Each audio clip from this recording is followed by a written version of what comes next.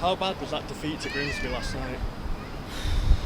It's a hard one to take. Absolutely abysmal. That's as bad as it gets, I think. I think it's time's up for Ruben, eh? Pretty bad, but I'll be more disappointed. It's a cup game at the end of the day. Anything can happen. Yeah, well, stats obviously, show themselves. Never ever lost to a team that low. So yeah, it's shocking. Obviously, after a promising summer, yeah, with a couple of new signings. But I seen yesterday's pretty much full strength team, and just listening to Amaron, the players didn't really perform.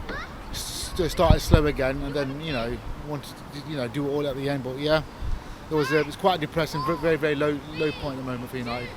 You look at United, you go, they went and scored 2 goals away from home. Yes, it's a lower league club. Yeah. For me, it's all about the goalkeeper errors still. And without conceding any goals, we still go through. Yeah. Concede 2 sloppy goals, it's a hard one. Watch Bindy play the first couple of games and fluff every corner chance. Onana must have been licking his lips to go, this is my chance to get in the squad. Comes out, throws his fists around like, absolute disaster. Where does that defeat rank amongst the worst that you can remember? I'm deliberating. I think between the 7-0 against Liverpool and this one, it's up there. Oh, that is the worst. Just I understand it's not for the primary competition that we want to win, but that's bad, eh?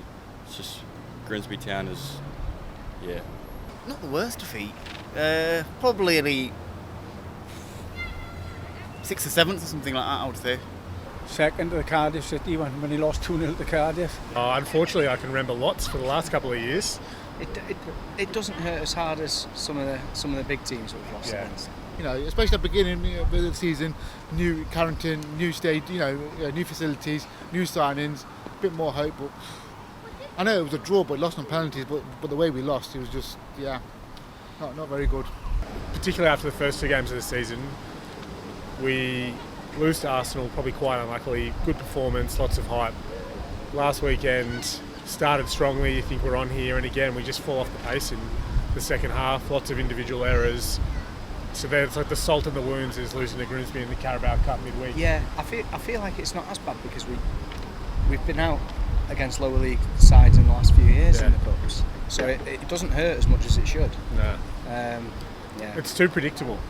Yeah, and particularly when you think of all the people to miss the pen, Cunha, it's like he just needed that so badly after the first couple of games and he didn't get it. So.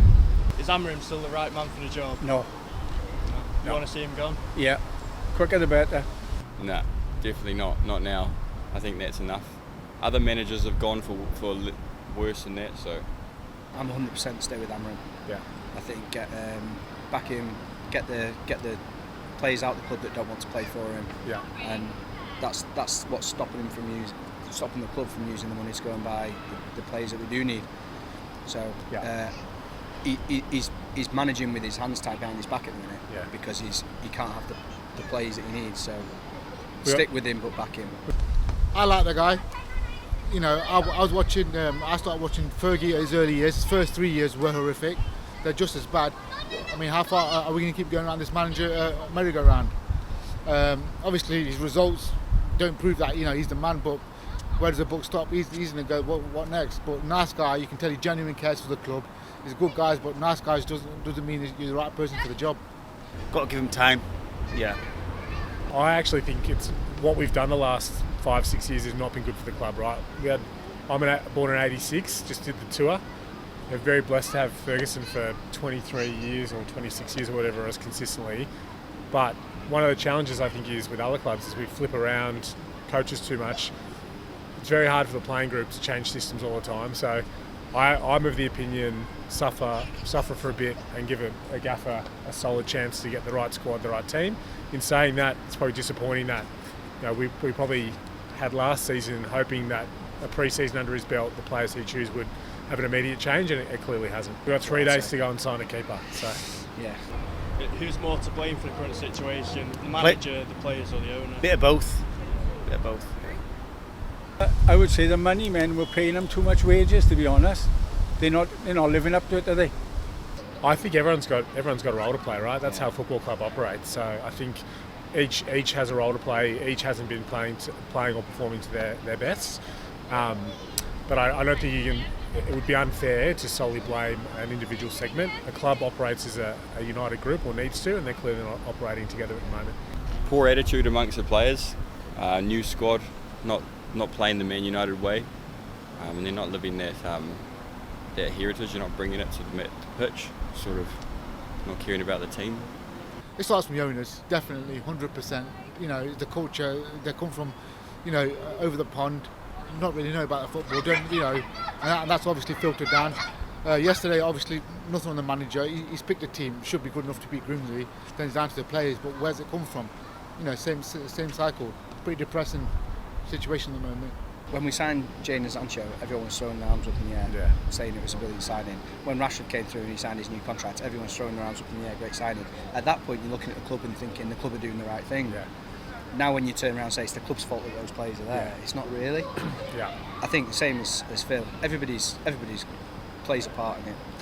When you're a professional footballer and you put a performance in like some of the guys have done, it's inexcusable, no matter which club you play for. But I think that's also with the playing squad, right? You know, they are not going to be lacking awareness of the pressure on them at the moment. The last thing they wanted is to come out and have this start of the season. So they'll be on the back foot, mentally stressed. You know, the big moments. They'll be, you know, Bruno last week missing the pen. You know, those moments we're clearly rattled at the moment because there's a weight of expectation. And on the flip side, that's your profession. You're paid a lot of money to perform. So get your head in the game, turn up, and get some results. If Amorim does go, is there anyone you've got in mind that you'd like to see replace him? I was thinking that this morning. If he goes, there ain't no one really that shouts out, but I'd have to give it to someone like an ex-United player. I think Carrick did well. You know, them 2-3 games he had in charge. I think away to Arsenal, Chelsea or something, you know, got a result. He knows the fabric. Even Giggsy, but no one out there. Definitely no one out there. I wouldn't mind seeing Paul Scholes as a manager. Yeah. He's got good knowledge, hasn't he? Jurgen Klopp's free. Have to ask the question. I can't think of anyone top of the head because I don't think there's anyone that's decent available unless they go and get someone like a serial winner like Mourinho, but he's got a club, so I think you have to stick with the manager. I think Xavi, if I had to choose one, but Xavi, you know, he was a Barcelona boy, he came in, you know, they got rid of him, but yeah. Gareth Southgate's the current favourite to take over. No. What did he do for England? They never won anything, did they? Gareth Southgate's the current favourite. No, please no. He made no better than Amorim. No chance. You know, because with Amorim, the situation he's too pragmatic, too defensive. You know, he's not going out attack. I think he was a defensive midfielder himself, so he's got that natural defensive instinct. But you know, I've always been based on attack. We need an attacker manager that's going to have a bit of, you know, cojones and going to attack. And I don't think Southgate's the man for that. No. And are there any more signings that you'd like to see that you think would get things back on track before the end of the window? Is Edwin van der Sar available? Yeah. I'd have him at Roy the minute. Keane? Yeah, get him back. Yeah. There are a few signings, but I think it'll be out of their league, money-wise. I'd get rid of Unana, the goalie, and was it Maino, was it? Because the way they played last night, they don't deserve to get paid in more shares, never mind wages. We need a goalkeeper. I think they're linked to this guy from Belgium, or possibly that big Italian guy. But we definitely do need a goalkeeper because these two are not very good at all. I mean, keeper-wise, I think there was some whispers of Donnarumma, but that's dead. But Valbeir's a good signing. That athletic bounce, definitely a keeper. Martinez be a good signing if we can get him somehow. I prefer him over Donnarumma. I think Donnarumma's got a few mistakes in him. Obviously, you know, he did well in a couple of games, but he's definitely primed for mistakes. I'd love to see Martinez and Valbeir. yeah, I think the squad's got a bit of depth. They're still trying to figure out the right plays is, I think, the challenge. I'm not sure about Mount, Casemiro and Fernandes being a block of three at the moment, but at least we've got some options. Got plenty of people up top, we just need them to start scoring goals. But we're going to be absolutely peppered on in-swinging corners and set pieces the whole season if we can't get a keeper sorted. Yeah, it's got to be keeper's priority. I think I prefer to see us perhaps start Mainu or back Mainu as opposed to go and sign a new central midfielder. I know a lot of people are saying we need somebody more defensive. Yeah. I prefer them to go with Ugarte, Mainu, Mount and Fernandes in the centre of the park. Yeah. Keeper is the one there. I think the rest of the team, we've got some good depth now. Yeah, agree. Yeah.